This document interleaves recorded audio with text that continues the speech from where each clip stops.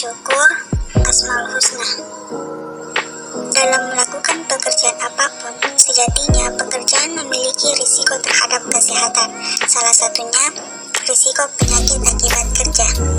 Apa itu penyakit akibat kerja?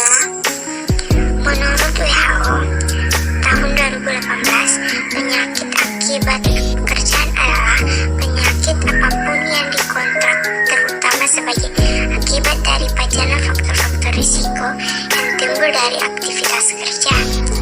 Penyakit akibat kerja menurut International Labour Organization atau ILO pada tahun 1996 adalah penyakit yang terjadi akibat paparan faktor risiko yang timbul dari aktivitas kerja.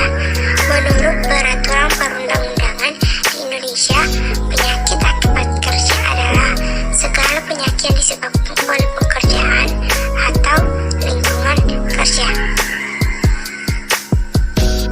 Besaran masalah kasus penyakit akibat kerja di Indonesia.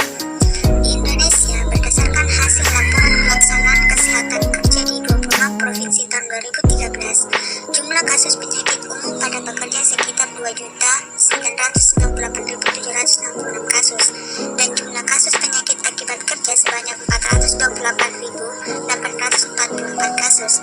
Pada tahun 2013, menunjukkan satu pekerja di dunia meninggal setiap 15 detik akibat kecelakaan kerja, dan 160 pekerja menderita penyakit akibat kerja. Berdasarkan data sebelumnya, Organisasi Perburuan Internasional atau ILO pada tahun 2018 memperkirakan bahwa 2,7 juta pekerja di dunia yang meninggal terkait dengan pekerjaannya. Sekitar 2,4 juta atau 86,3% dari kematian ini dikarenakan penyakit akibat kerja. Faktor-faktor yang mempengaruhi kejadian penyakit akibat kerja. Faktor fisik. Yang pertama, suara tinggi atau bising. Yang kedua, temperatur atau suhu tinggi. Yang ketiga, temperatur rendah. Yang keempat, radiasi non-median. Yang kelima, radiasi median. Yang keenam, tekanan udara tinggi. Yang ketujuh, getaran lokal. Yang kedelapan yaitu getaran umum. Faktor kimia. Yang pertama, cair. Yang kedua, gas. Yang ketiga, uap. Yang keempat, partikel. Faktor biologis. Yang pertama, bakteri. Yang kedua, virus. Yang ketiga, fungus atau jamur. Yang keempat, cacing. Yang kelima, serangga. Yang keenam, tumbuhan. Faktor fisiologis atau ergonomis. Yang pertama yaitu cara kerja. Yang kedua, posisi kerja. Yang ketiga, alat kerja. Yang keempat, lingkungan kerja. Yang kelima, kontraksi tidak ergonomis. Faktor psikososial. Yang pertama yaitu organisasi kerja, seperti tipe kepemimpinan, hubungan kerja, komunikasi, dan keamanan. Yang kedua yaitu tipe kerja, seperti monoton, berulang-ulang, kerja berlebihan, kerja kurang, kerja shift, dan terpencil.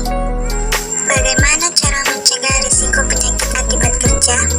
Yang pertama itu menyingkirkan atau mengurangi risiko pada sumbernya.